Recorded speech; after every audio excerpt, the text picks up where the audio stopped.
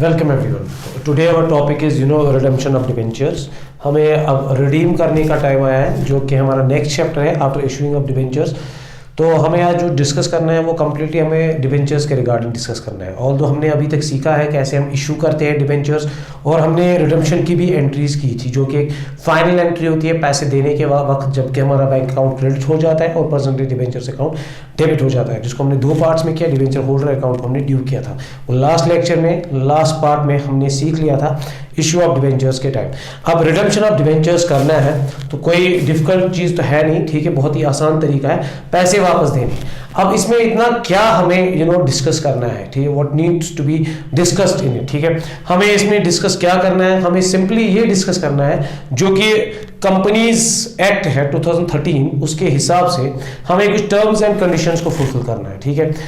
कुछ terms and conditions है जिनके बेस पे हमें रिडेम्पशन करनी है, जो कि हमें मिनिस्ट्री ने, गवर्नमेंट ने या कॉर्पोरेट अफेयर्स की बात करेंगे, उन्होंने हमें सेट किए हैं डेडलाइंस कि भाई अगर आपको पैसे देने हैं वापस, आप देख लीजिए कि आपके पास क्या पैसे अवेलेबल है वापस रिपे करने के कि नहीं, ठीक है। इसका मतलब ये है कि अगर जब हमने 5 साल पहले कर्जा लिया होगा, जब हमने किसी से कर्जा लिया होगा, फिर 5 साल के बाद उसको रिपेमेंट करनी है, आफ्टर 5 ईयर्स हमें उस पॉइंट ऑफ टाइम पे देखना पड़ेगा कि हमारे पास अवेलेबल फंड्स हैं उनको रिपे करने के लिए कि नहीं, ठीक है। उसके लिए कंपनीज एक्ट क्या कहता है या कॉर्पोरेट अफेयर्स क्या कहते हैं कि भाई आप एक काम कीजिए, आप रिजर्व क्रिएट कीजिए। जब आपको पैसे देने होंगे वापस, उस टाइम तक आप एक रिजर्व क्रिएट कीजिए, कम से कम मिनिमम तो 10% आप उस अमाउंट का कर दीजिए, एक रिजर्व क्रिएट कर दीजिए, ठीक है।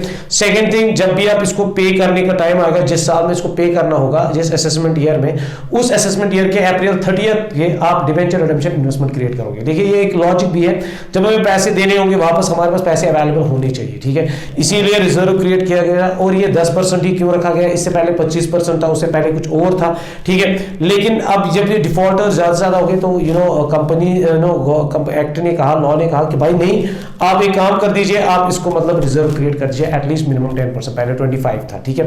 तो इसका मतलब देयर वेयर सम प्रॉब्लम, जिसकी वजह से हमें रिजर्व भी क्रिएट करना है। ये रिजर्व क्या क्रिएट करना है, उस अमाउंट का मतलब मैं ये कहना चाहता हूं कि अगर हमने किसी से कोई कर्जा लिया है 5 लाख रुपए, ठीक है, एज अ डिबेंचर्स, कोई 10% डिबेंचर, कुछ भी परसेंटेज डिबेंचर्स हमने उससे कर्जा लिया है 5 लाख, जिसकी रिपेमेंट हमने वादा किया 5 साल के बाद हम आपको लमसम अमाउंट पे कर देंगे, ठीक है, विद इंटरेस्ट, जो भी अभी तक इंटरेस्ट आया हो वो भी हम कर देंगे, ठीक है।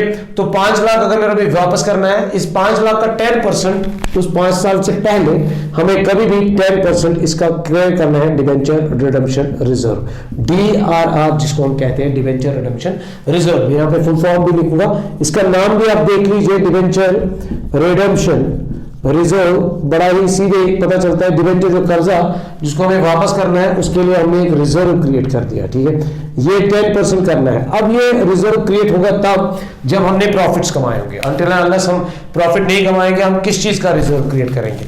तो इसका मतलब ये प्रॉफिट एंड लॉस अकाउंट से हम क्रिएट करेंगे, जो हमारा प्रॉफिट होगा, जो हमने इनकम होगी, उसमें से हम कुछ अमाउंट, जो प्रॉफिट हमारा बचा होगा उसमें से कुछ, जो प्रॉफिट हमारा नेट प्रॉफिट बचा होगा उसमें से हमने कुछ परसेंट 10% मिनिमम 5 साल के अंदर हमें रिजर्व क्रिएट करना है। हम हर साल 2% भी कर सकते हैं, लेकिन ये तो कॉमन सेंस की बात है, डिबेंचर रिडेम्पशन रिजर्व हमेशा साल के एंड पे होगा जब हम प्रॉफिट एंड लॉस अकाउंट बनाते हैं, ठीक है। ये पहली चीज है। तो ये हमारा एक सीन है सिंपल तरीके से। अब इसमें क्या है, रिडेम्पशन करने के बहुत सारे तरीके, या तो मैं बंदे को बोलूंगा भाई लमसम तरीके से आपको पैसे दूंगा, दूसरा चीज है मैं आपको भाई किश्तों में पैसे दूंगा, आपसे कर्जा लिया, फिर 3 साल के बाद किश्तें स्टार्ट करूंगा, या इसी साल के एंड पे आपको किश्ता एक दूंगा मैं इंस्टॉलमेंट्स में, what we call it draw lots, ठीक है। तो या तो मैं आपको कन्वर्ट करके दूंगा, आपका तीसरा तरीका जो है वो है कि भाई मैं आपको कन्वर्ट करके दूंगा, आपके कर्जे को कन्वर्ट करके दूंगा इनको इक्विटी, आप हमारे मालिक बन जाओगे, उस पैसे को मैं आपको शेयर्स दूंगा, जितने भी मेरे कंपनी का शेयर वैल्यू होगा उसको मैं दूंगा आपको, और उससे आप मालिक बन जाएंगे। तीसरा तरीका होता है कि I can purchase them from the open market, मतलब मैं अपने ही डिबेंचर्स को, कर्जे को पे ऑफ करूंगा through open market, stock market के थ्रू मैं इसको परचेज करूंगा और उसको मैं अपने कर्जे को पे ऑफ करूंगा, ठीक है। तो वो भी कैसी सिचुएशन, तो ये 4 तरीके होते हैं कर्जे को पे करने के कंपनी के लिए, लेकिन इन 4 कर्जों के जो भी तरीका होता है, लेकिन इसमें हमें डिबेंचर रिडेम्पशन रिजर्व क्रिएट करना पड़ता है। एटलीस्ट ड्रॉ ऑफ लॉट्स के टाइम भी अगर हम लमसम में भी देंगे, या अगर हम इस पैसे को परचेज फ्रॉम ओपन मार्केट करेंगे तब भी हमें रिजर्व क्रिएट करना है। प्लस जब कन्वर्टेबल, जब हम इसको कन्वर्ट करते हैं इनटू इक्विटी शेयर्स, तब हमें डिबेंचर रिडम्पशन रिजर्व्स क्रिएट नहीं करने होते हैं। ये बड़ा ही इंपॉर्टेंट चीज है। अब जब हम फर्दर इसके ऊपर डिस्कशंस करेंगे कि भाई मैं ऐसे बताऊं रिडम्पशन के यहाँ पे 4 तरीके हैं रिडम्पशन के मेथड्स ऑफ रिडम्पशन जिसे हम कहते हैं, there are 4 methods. Either you can pay it off lump sum, fine, आप लंप सम में इसको पे ऑफ कर सकते हो, या ड्रॉइंग ऑफ लॉट्स जिसे कहते हैं इंस्टॉलमेंट तरीकों से भी हम दे सकते हैं, या कन्वर्ट कर सकते हैं टू शेयर्स, फाइन, या तो हम इसको कर सकते हैं ओपन मार्केट से परचेज, ओपन मार्केट से परचेज कर सकते हैं, ठीक है, परचेज कर सकते हैं ओपन मार्केट से। 4 तरीके होते हैं कर्जे उतारने के, और इस 4 तरीकों के साथ हमें ख्याल रखना है डिबेंचर रिडम्पशन रिजर्व कब बनाना है, कितना बनाना है, ठीक है। और एक चीज है debenture redemption investment. Debenture redemption investment हमें करनी होती है एटलीस्ट मिनिमम ऑफ 15%। ये और एक क्राइटेरिया है, आपको जिस साल में मतलब आपको डिबेंचर्स को पे ऑफ करना है उस साल में आप अप्रैल 30 पे आप अपने रिजर्व्स इन्वेस्टमेंट क्रिएट कीजिए और उस इन्वेस्टमेंट को आप बेचा कीजिए जिस डेट पे आपको मतलब पैसे देने होंगे। ये हमारा कुछ क्राइटेरिया, मतलब ये इन्वेस्टमेंट का क्राइटेरिया ये है कि भाई मान के चलते एक साल है, ठीक है, ये अप्रैल 1 से स्टार्ट होता है और 31 मार्च पे एंड हो जाता है, ठीक है। तो यहाँ पे अप्रैल 30 पे जिस साल में भी आप पैसे देंगे, सपोज हमें इसी साल के एंड पे ये पैसे 5 लाख रुपए देंगे, यहाँ पे इस डेट पे आप डीआरआई क्रिएट कीजिए, फाइन 15% की, फिर इसी डेट पे डीआरआई को वापस बेच दीजिए 15%। बैंक में भी पैसे आएंगे, इस इन्वेस्टमेंट पे आप अर्न भी कर सकते हो, आप शेयर्स दे सकते हो, कुछ भी, ठीक है। तो ये बड़ा इंपॉर्टेंट है। तो जो आपकी बुक में है उसमें भी हमें फिर एक चीज चेक करना पड़ता है, ये डिबेंचर रिडम्पशन रिजर्व पे भी एक थोड़ा सा एक मतलब इजीनेस है जिसपे मतलब लीनियंट एक रह गया है गवर्नमेंट। अगर लिस्टेड कंपनी है फिर आपको डिबेंचर रिडम्पशन रिजर्व क्रिएट नहीं करना है, बट डीआरआई क्रिएट करना है। अगर अनलिस्टेड कंपनी है तो आपको डीआरआर भी क्रिएट करना है और डीआरआई भी करना है, ठीक है, डिबेंचर रिडम्पशन इन्वेस्टमेंट भी करनी है और डिबेंचर रिडम्पशन रिजर्व भी क्रिएट। अब ये लिस्टेड एंड अनलिस्टेड कंपनी का क्या सीन है? लिस्टेड मतलब जो कि स्टॉक मार्केट में लिस्टेड होगी, क्योंकि हर साल मतलब जो हमारे बॉम्बे स्टॉक एक्सचेंज होते हैं, जो नेशनल स्टॉक एक्सचेंज होते हैं, निफ्टी 50 जिसे हम कहते हैं, या जो सेंसेक्स 500 जिन्हें कहते हैं, वो लिस्टेड कंपनी होती है। वैसी कंपनी जो उनमें रजिस्टर होती है हर साल, जो उसमें अप एंड डाउन हो जाता है कंपनीज का, जो सबको पता भी होगा। तो अगर आपकी लिस्टेड कंपनी है, नाम है उन्हें 500 में या स्टॉक मार्केट में लिस्ट है, तो आपको डिबेंचर रिडम्पशन रिजर्व क्रिएट करने की जरूरत नहीं है। अगर आपकी कंपनी लिस्टेड नहीं है तो आपको डिबेंचर रिडम्पशन रिजर्व क्रिएट करने की जरूरत है। वन मोर थिंग, अगर आपने मतलब नेशनल स्टॉक एक्सचेंज की अगर हम बात करेंगे इसी डिबेंचर रिडम्पशन रिजर्व की, अगर आपकी फाइनेंशियल कंपनी है, कोई फाइनेंस के साथ डील करती है, बैंकिंग कंपनी है, पैसों के साथ डील करती है, तब भी आपको डिबेंचर रिडम्पशन रिजर्व क्रिएट नहीं करना है, ठीक है। फाइनेंस कंपनी या नॉन बैंकिंग फाइनेंशियल कॉर्पोरेशंस कुछ भी होंगी, और फर्दर हम आगे देखेंगे मैन्युफैक्चरिंग में क्या है, सर्विसिंग में क्या है, कैसे कैसे क्राइटेरिया है, तो वो भी आप डिस्कस करेंगे। स्टूडेंट्स के लिए मतलब एक क्विकर है रिडम्पशन ऑफ डिबेंचर्स को समझने के लिए। पैसे हमने लिए थे इश्यू करके, ठीक है, हमने पार प्रीमियम सब कुछ किया था, उसमें भी कॉल्स इन एरियर्स हुआ था, कॉल्स इन एडवांस हुआ था, प्रोराटा भी हुआ था, फिर हमने राइटिंग ऑफ डिस्काउंट भी पढ़ा था, ठीक है। रिडम्पशन की भी हमने एंट्री की थी, एंट्री वही रहेगी, लेकिन रिडम्पशन करने से पहले, पैसे देने से पहले कुछ फॉर्मेलिटीज पूरी करनी है। One, debenture redemption reserve create करना है, another debenture redemption investment create करनी है, और प्लस हमें देखना है कि is it A listed company और नॉन लिस्टेड अनलिस्टेड कंपनी, ठीक है। प्लस या तो हम लमसम तरीके से पैसे देंगे, या तो किस्तों में पैसे देंगे, या तो कन्वर्ट करेंगे इनटू इक्विटी, या तो परचेज करेंगे फ्रॉम ओपन मार्केट। अगर मैं लमसम की बात करूं, मैं एक एग्जांपल क्रिएट करना चाहूंगा यहाँ पे, ठीक है। मान के चलते हमने यही एग्जांपल की 5 लाख की, ठीक है। हमने फर्स्ट अप्रैल को 2017 को हमने 5 लाख लिए, और हमने कहा है हम इसको रीपे करेंगे आफ्टर 5 ईयर, 3 और 3 2022 के टाइम पे हम इसको रीपे करेंगे, यहां पे हम इसको रीपे करेंगे, ठीक है। ये हमारी कंडीशन थी, ठीक है। और हमारी कंपनी जो है दैट इज अनलिस्टेड कंपनी, हमारी कंपनी जो है वो अनलिस्टेड है। हमने जब इशू किया होगा, हमने बैंक अकाउंट को डेबिट किया होगा इस डेट पे 1/4/2017 पे हमने इसको किया होगा, तो डिबेंचर एप्लीकेशन अकाउंट से हमने किया होगा 5 लाख। एक सिंपल से एक एग्जांपल, ठीक है। कंडीशन ये है कि 5 साल के बाद हम वापस देंगे, चलो 10% डिबेंचर से कुछ भी है, ठीक है। डिबेंचर एप्लीकेशन अकाउंट यहाँ पे डेबिट करेंगे टू परसेंटेज डिबेंचर अकाउंट, जैसे हमने एंट्रीज की थी। मान के चलते ये कॉमन एंट्री है 5 लाख रुपीज, यहाँ पे 5 लाख रुपीज, तो ये इस डेट पे है। अब हमारी मर्जी, इन 5 सालों में हमें डिवेंचर रिडेम्पशन रिजर्व क्रिएट करना है मिनिमम 10%। ठीक है, मैं इस साल के एम पे भी 2% कर सकता हूं, मैं इस साल के एम पे 5% भी कर सकता हूं, मैं मैक्सिमम 30%, 40%, मैं 100% भी कर सकता हूं, कोई प्रॉब्लम नहीं। तो मेरा पैसा कहीं बचेगा। ये तो वही बात होगी अगर हम भी किसी से कर्जा लेते हैं, हाँ अपनी जगह साइड में उसके लिए अलग से पैसे जमा कर रहे होते हैं। सेम इज द केस, इसमें वो बोल रहा है कि कंपनी सेक्टर कि भाई आप लॉ कहता है कि 10% कर दो, तो मैं चलो इसी 10% के हिसाब से जाऊंगा, इसी 5 लाख के हिसाब से मैं किसी भी साल में कर सकता हूं, मेरी मर्जी है। मैं इस साल के एम पे नहीं चाहूंगा तो नहीं करूंगा।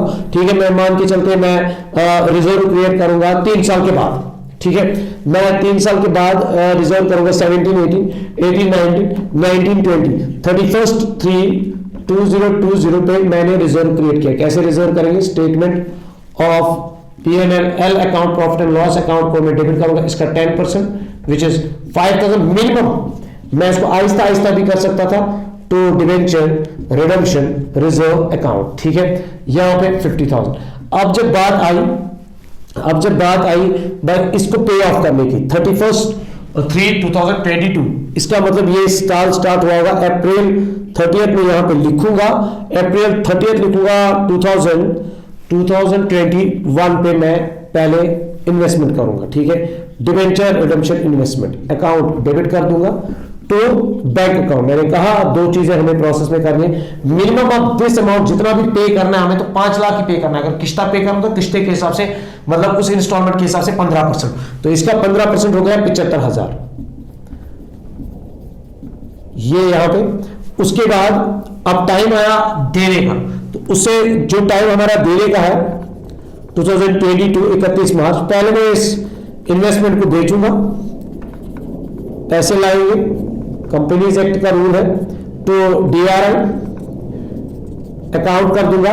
तो इसको बेच के मैं मिनिमम यहां पे भी लिखूंगा 75,000, ज्यादा भी आ सकते वो फायदा ही है। ठीक है, उसके बाद मैं पे करने का टाइम आया 31/3/2022, इसी डेट पे हमें पे करना है। मैं डिवेंचर होल्डर को डील करूंगा, debentures account debit to debenture holders account, तो 5 लाख रुपीस। और उसके बाद डिवेंचर होल्डर को इसी डेट पे जो हमने एंट्री सीखी थी लास्ट लेक्चर्स में, टू बैंक अकाउंट, इसमें कॉमन एंट्री भी कर सकते हैं, percentage debenture account to bank account. उसके बाद जो हमने ये रिजर्व क्रिएट किया था इसको हम ट्रांसफर करेंगे टू द कैपिटल रिजर्व। ठीक है, इसी डेट पे 31/3/2022 इसको मैं ट्रांसफर करूंगा। DRR को, इस वाले को हम करेंगे कैपिटल रिजर्व में ट्रांसफर, इस वाले अमाउंट को, ये हमारा काम है 50,000। अब इसमें डिफरेंट केस है, डिफरेंट लैंग्वेज है, this is how we do the things. अब अगर मैं किस्तों में पैसे दूंगा तो किस्तों के मतलब ये है कि मुझे हर साल अगर मैं इसको कुछ अमाउंट दूंगा, इसमें एक लाख, तो हर साल मुझे DRI क्रिएट करना है। DRR में कभी भी क्रिएट कर सकता हूं 10%, या मैं हर साल उसको 2% करके करूंगा, यही एंट्री करूंगा डेट पे। ठीक है, और DRI मुझे उसी अमाउंट के हिसाब से मतलब क्रिएट करना है। 1 लाख पे करना है इस साल, तो 1 लाख पे 15%, 15,000। तो सेम ये एंट्री कॉमन चलेगी, फिर ये पे करने की एंट्री हमेशा सेम रहेगी, और ये अगर हमने कोई रिजर्व क्रिएट किया तो फिर हमें लास्ट में इसको ट्रांसफर करना है टू द कैपिटल रिजर्व। तो ये बेसिकली हर किसी मतलब ये, और ये बड़ा इजी है, lump sum and drawing of lots. हम इसमें फर्दर जब टॉपिक्स डिस्कस करेंगे, जो हमारे वीडियो लेक्चर्स बनेंगे, that will definitely based on हम इसके न्यूमेरिकल्स करेंगे। जैसे अगर स्टूडेंट्स कल्याणी पब्लिशर्स की बुक भी उठाएंगे, वहां पे आप पहले आप देखोगे कुछ क्वेश्चंस आपके लंप सम अमाउंट में है, उस पर लिखा है कि हमें इतना आउटस्टैंडिंग है तो हमें इतना रिपे करना है। आप बताइए ये एक लिस्टेड कंपनी है तो ये एक अनलिस्टेड कंपनी है, तो कितना इस पे DRR क्रिएट करना है, कितना नहीं करना है, DRI कितना क्रिएट करना है, कितना नहीं करना है। तो ये वैसे क्वेश्चंस पहले स्टार्टिंग में कल्याणी पब्लिशर्स में है, फिर नई बुक में 2022 एडिशन में, फिर ड्रॉ ऑफ लॉट्स पे भी है, पहले लंप सम पे क्वेश्चन है, फिर ड्रॉ ऑफ लॉट्स पे भी है, फिर कन्वर्ट टू द शेयर्स है, इस पे भी हम 4-5-6 क्वेश्चन करेंगे। परचेज फ्रॉम ओपन मार्केट, इसके ऊपर भी डिस्कशन करेंगे। ड्रॉ ऑफ लॉट्स थोड़ा सा लेंथी जाएगा, लेकिन लंप सम में तो इतनी एंट्री जाएगी। क्योंकि एक ही बार आपको पैसा पे करना है, ठीक है। तो आपको ये देखना भी होता है कि आपने उससे ये मतलब प्रॉमिस किया है कि प्रीमियम पे, ये मतलब प्रॉमिस जो भी होगा, हमने तो देखा है रिडम्पशन की एंट्री कैसे पार पे करते हैं, डिस्काउंट पे करते हैं, प्रीमियम पे करते हैं, हमने ये सारी चीजें देखी। तो ये फिर से मैं रिकैप्चुलेट करता हूं इस टॉपिक को कि हमें पैसे वापस, कर्जा वापस देना होता है, और कर्जा या तो हम लमसम में देते हैं, या तो किश्तों में देंगे, या तो हम कन्वर्ट करेंगे इक्विटी में, या तो हम ओपन मार्केट से खुद ही अपने कर्जे पे ऑफ करेंगे, इमीडिएट कैंसिलेशन जिसे कहते हैं, या तो हम उसको लेते हैं इन्वेस्टमेंट के पर्पस के लिए, ठीक है। लेकिन एक क्राइटेरिया, एक फॉर्मेलिटीज है कुछ लॉ के हिसाब से, जो कि है कि आप रिजर्व क्रिएट किया कीजिए, खजाने इसके बना दीजिए, बैकअप इसका बना दीजिए, एटलीस्ट मिनिमम 10%। आप कर सकते हो 100% भी, कोई इशू नहीं है। और आप एक इन्वेस्टमेंट आपको करनी होती है अप्रैल 30 पे हर साल, जिस साल में आपको देना होता है उसी असेसमेंट ईयर में। और मैंने एक सिंपल सा केस बनाया जहां पे हमने 5 लाख कर्जा लिया था और 5 लाख पे करना था लमसम में फलानी डेट पे। हमने कैसे इसमें डीआरआर क्रिएट किया, डिबेंचर रिडेम्पशन रिजर्व कैसे क्रिएट किया, एनडीआरआई कैसे क्रिएट किया। This is how we did the things. तो I hope students will definitely understand this, and this is very important topic. It's a very important topic. Methods जो redemption के होते हैं आपको पढ़ेंगे, एग्जाम में आता है आपका, ठीक है। तो ये रिडम्पशन पे भी क्वेश्चन आ सकते हैं, जर्नल एंट्रीज आ सकती है, ठीक है। तो या तो कन्वर्टिबल कैसे हम इनको इनटू शेयर्स करते हैं, इस पे क्वेश्चंस आते हैं, बड़ा ही इंपॉर्टेंट है। यहाँ पे आप ज्यादा फोकस रखेंगे टू कन्वर्ट इनटू शेयर्स कैसे हम करेंगे, ठीक है, बड़ा आसान है, वो हम देख लेंगे। तो आई होप ये बहुत ही इजी हुआ होगा रिडम्पशन ऑफ डिबेंचर्स। अब तो आप इस पे थोड़ा सा एक वर्क करेंगे, क्योंकि एग्जाम में इसमें से भी क्वेश्चन आएंगे। और थैंक यू वेरी मच।